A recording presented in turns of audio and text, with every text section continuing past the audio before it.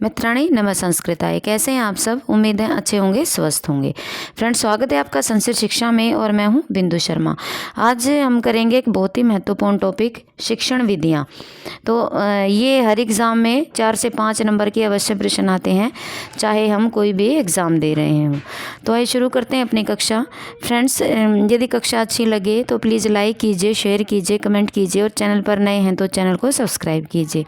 Description box में Telegram का link है फ्रेंड्स, यदि आप चाहें तो वो भी ज्वाइन कर सकते हैं। आइए देखिए आज का अपना पहला प्रश्न। व्याकरण शिक्षणस्य सूत्रे विधि अपरम नाम किम? व्याकरण शिक्षण विधि सूत्र विधि का अपर नाम क्या है? पारायण विधि, व्याख्या विधि, कंठस्थीकरण विधि या न कोअपि? तो इसका उत्तर क्या होगा? व्याकरण शिक्षण से सूत्र विधि अपर नाम कंठस्थीकरण विधि। तो उत्तर क्या हो जाएगा? स। आगे, व्याकरण अनुवाद विधेर अपरम नाम अस्ति। व्याकरण अनुवाद विधेर अपरम नाम हर्बटी पंचपदी, अभिक्रमित अनुदेशनम, भंडारकर विधि या प्रश्नोत्तर विधि? तो कौन सी हो जाएगी? ये हो जाएगी भंडारकर विधि। कौन सी? व्याकरण अनुवाद विधि का अपर नाम क्या है? ये है भंडारकर विधि। प्रश्न नंबर 3। व्याकरण शिक्षण से नूतनो विधि अस्ति। व्याकरण शिक्षण की नूतन विधि कौन सी है? पाठ्यपुस्तक विधि, आगमन निगमन, समय अवधि या सर्वे अपि? तो ये क्या हो जाएगा? ये सारी ही पाठ्यपुस्तक विधि भी, आगमन निगमन विधि भी और समयाविधि भी, ये क्या है? व्याकरण शिक्षण की नूतन विधियां हैं। तो उत्तर इसका हो जाएगा द।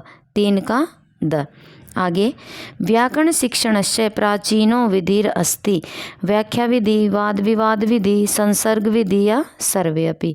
तो उत्तर क्या हो जाएगा? ये हो जाएगा सर्वे अपि। व्याकरण शिक्षण की प्राचीन विधि व्याख्या, वाद विवाद और संसर्ग विधि। प्रश्न नंबर 5। वर्गीय शिक्षण विधि नाम प्रदत्तम अस्ति। ख। वर्गीय च प्रक्रिया वर्णितो अस्ति। उभयो वर्गयो उचित मेलनम प्रदर्शनीय उत्तर लिखित। सूत्र विधि, निगमन विधि, पारायण विधि या संसर्ग विधि? इधर है नियम प्रसूत्य उदाहरण स्पष्टीकरण, भाषाया सह व्याकरण ज्ञानम, सूत्र सम्रारणम या संहिता पाठनम? तो इसका उत्तर क्या हो जाएगा? तो ये हो जाएगा अ का हो जाएगा 3। तो सूत्र विधि क्या है? सूत्र विधि है सूत्र स्मरण की विधि। और ब का हो जाएगा 1। निगमन विधि में क्या होता है? पहले नियम बताए जाते हैं, उसके बाद उदाहरणों का स्पष्टीकरण किया जाता है। स का हो जाएगा 4। पारायण विधि कौन सी होती है?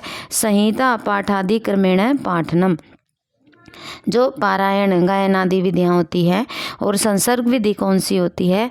भाषा के साथ व्याकरण का ज्ञान भी करवाया जाता है। ये क्या होती है? भाषाया सह व्याकरण ज्ञानम। आगे देखते हैं।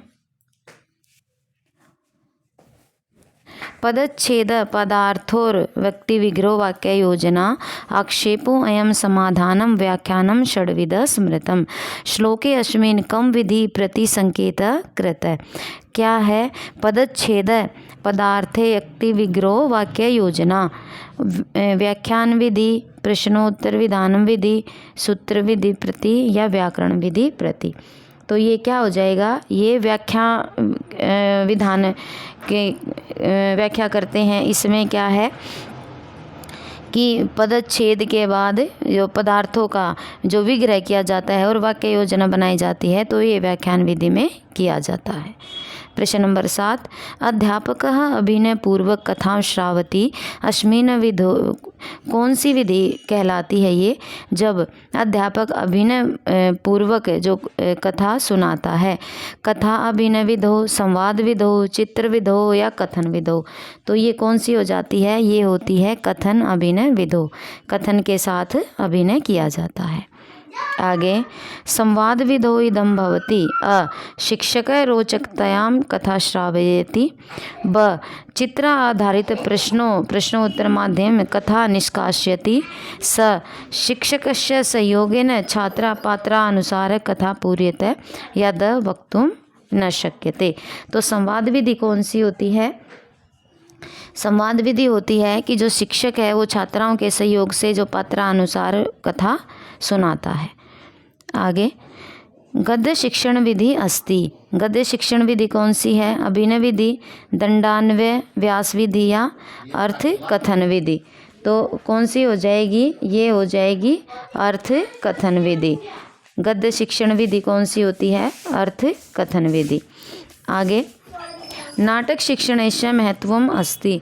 नाटक शिक्षण का महत्व अभिनय, वस्तु, मूर्ति, संगीत आदि दिक्कलानाम विकास, कि जो अभिनय से जो संगीत, गीत, कला आदि का विकास होता है।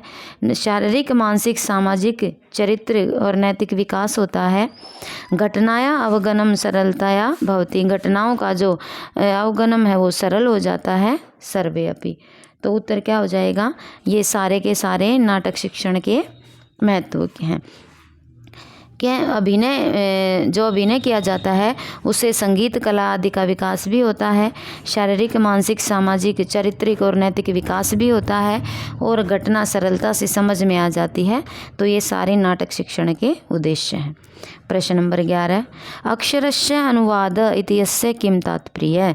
अक्षरस्य अनुवाद यानी एक एक अक्षर का अनुवाद क्या तात्पर्य है? एकस्य भाषायाम अनुच्छेदस्य भावस्य अन्य भाषायाम, ये क्या हो जाएगा यहाँ पर? अन्य भाषा का भी अनुवाद क्रियते। अन्य भाषायाम अनुवादम क्रियते। दूसरा है अनुच्छेदस्य शब्दानाम अन्य भाषायाम अनुवादम क्रियते। स अनुच्छेदस्य सारांश अनुवाद क्रियते या सर्वे अपि। तो ये क्या हो जाएगा? तो ये हो जाएगा जो अनुच्छेद होता है उसका शब्दानाम अन्य भाषायाम अनुवादम क्रियते। उन शब्दों का अन्य भाषा में भी अनुवाद किया जाता है। ये क्या होता है? अक्षरस्य अनुवाद। आगे, अस्मिन् नाटक शिक्षणे विदो शिक्षक स्वयं सर्वेषां नाटक पात्राणां वाचिक अभिनय करोति। इस नाटक शिक्षण में जो शिक्षक होता है वह अपने आप ही जो सारे नाटक जो पात्र हैं उनका वाचिक अभिनय करता है। कौन सी विधि होती है? आदर्श नाट्य विधि, व्याख्या विधि, अभिनय विधि या कक्षा अभिनय विधि। तो ये कौन सी होती है? ये होती है आदर्श नाटक विधि। प्रश्न नंबर 13, कक्षा अभिनय विधो इयं प्रक्रिया भवति। कक्षा अभिनय की जो विधि कौन सी है? अध्यापकेन कथा पात्रं भाषादीनां व्याख्या क्रियते। नाट्यशालायां नाटकस्य प्रस्तुति क्रियते। स छात्राः नाटकपात्राणाम् अभिनय कुर्वन्ति या न कोऽपि। तो इसका उत्तर क्या हो जाएगा? ये हो जाएगा कि जो छात्र हैं वो नाटक पात्राणाम अभिनय कुर्वन्ति। तो ये कक्षा अभिनय विधि क्या होती है? जब छात्र जो है वो नाटक पात्रों का अभिनय करते हैं। प्रश्न नंबर 14, अनुवाद शिक्षणस्य किम प्रयोजनम। अनुवाद शिक्षण का प्रयोजन क्या है? मूल भाषा अनुदित भाष्यो ज्ञानम भवति। व छात्राणां व्याकरण ज्ञानम पुष्टम भवति। स शब्दकोशस्य वृद्धि भवति या सर्वमपि।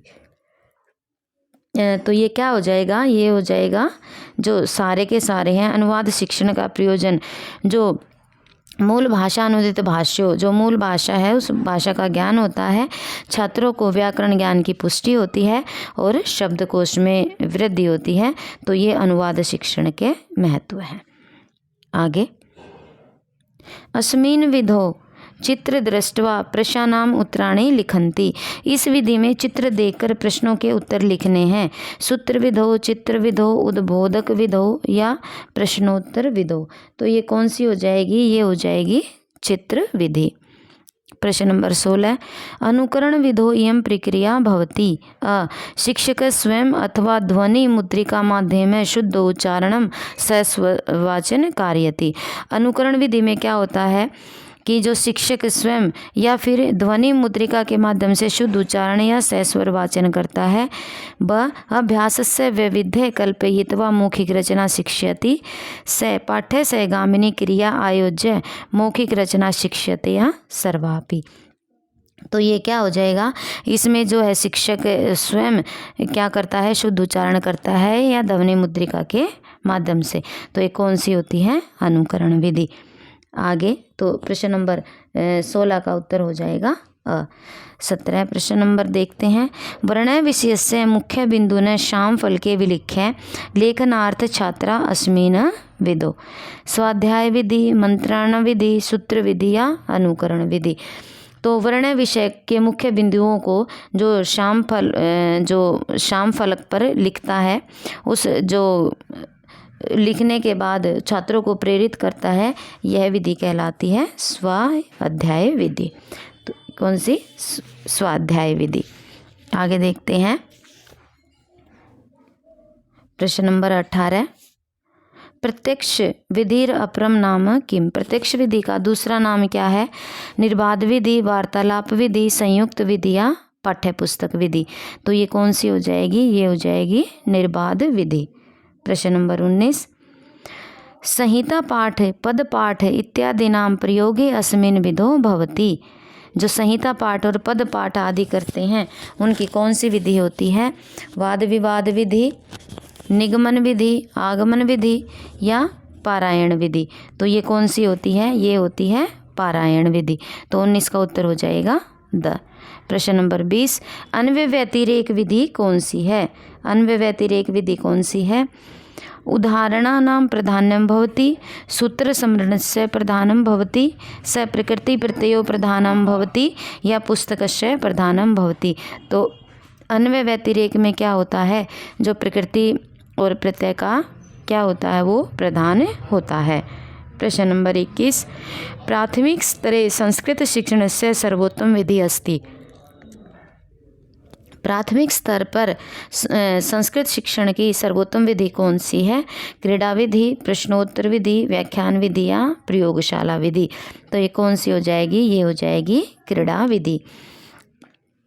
आगे सामान्यतः विशिष्टम प्रति, सामान्य से जो विशिष्ट विधि होती है, जब सामान्य प्रश्नों से विशिष्ट प्रश्नों की ओर जाते हैं तो यह सिद्धांत कौन सा होता है? आगमन विधि, विश्लेषण विधि, निगमन विधि या संश्लेषण विधि। तो ये कौन सी होती है? ये होती है निगमन। निगमन में क्या होता है? पहले नियम बताए जाते हैं और फिर उदाहरण बताए जाते हैं। और आगमन में क्या होता है? आगमन में पहले उदाहरण बताए जाते हैं और फिर नियम बताए जाते हैं। आगे छात्राण देखते हैं प्रश्न नंबर 23। पुस्तक माध्यमेन अनुवाद शिक्षणम उच्यते। पुस्तक के माध्यम से जो अनुवाद शिक्षण होता है उसको क्या कहते हैं? पुस्तक विधि, तुलना विधि, दोनों या आगमन विधि। तो उसको क्या कहा जाता है? तो इसका उत्तर हो जाएगा पुस्तक के माध्यम से अनुवाद शिक्षण होता है पुस्तक विधि। प्रश्न नंबर 24। छात्राणां बोध परीक्षणं कर्तुं शक्यते। क्या है ये? छात्राणां पठित विषय पृष्ठवा, तेषां अभिभावकान् पृष्ठवा, तेषां सुहृदय पृष्ठवा या न किमपि। तो ये क्या हो जाएगा? ये हो जाएगा छात्रान् पठित विषय पृष्ठवा। बोध परीक्षण कैसे होता है? जो छात्रों से जो पठित विषय है उसके बारे में प्रश्न पूछे जाते हैं। प्रश्न नंबर 25। स्वयं कृत्वा अधिगम उपरि आधारितो विधि अस्ति। अवलोकन विधि, प्रयोगशाला विधि, पर्यटन विधि या अनुसंधान विधि। तो ये कौन सी विधि होती है? ये है प्रयोगशाला विधि। स्वयं कृत्वा अधिगमोपरि आधारितो विधि अस्ति कौन सी होती है? प्रयोगशाला विधि। आगे संस्कृत शिक्षणे कठिन शब्दान अर्थानां अन्यया रीत्या स्पष्टं कर्तुं शक्यते। प्रयोगरीत्या, कोशरीत्या, व्युत्पत्तिरीत्या या एताभिः सर्वाभिः रीतिभिः। तो इसका उत्तर क्या हो जाएगा? ये जो सारी की सारी जो रीतियां हैं ये संस्कृत शिक्षण में जो कठिन शब्दों के अर्थ के अन्य जो रीतियों को स्पष्ट करते हैं। प्रश्न नंबर 27। शिक्षण सूत्राणाम सिद्धांता क प्रतिपादितवान। शिक्षण सूत्रों के सिद्धांत को किसने प्रतिपादित किया?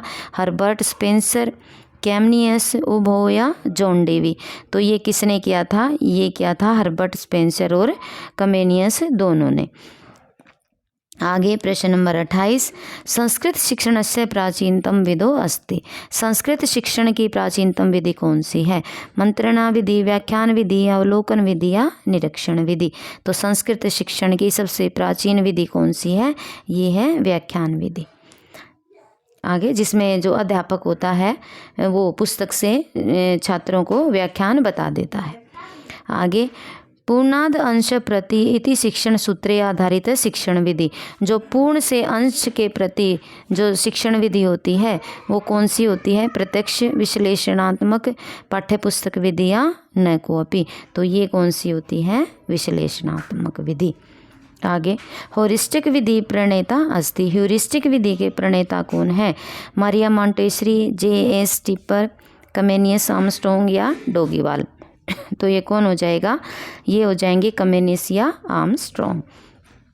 प्रश्न नंबर 31, संस्कृत गद्य शिक्षण पाठे सम्मिलित नास्ति, संस्कृत गद्य शिक्षण के पाठ में सम्मिलित नहीं है। कथा रचना शिक्षण, गहन अध्ययन शिक्षण, संवाद शिक्षणम या कथा गद्य शिक्षणम, तो ये कौन सी हो जाएगी? ये हो जाएगी अ, कथा रचना शिक्षणम। प्रश्न नंबर 32, संस्कृत पद शिक्षण विधि नास्ति, तो जो सग्रंथ विधि है वो संस्कृत पद शिक्षण की विधि नहीं है।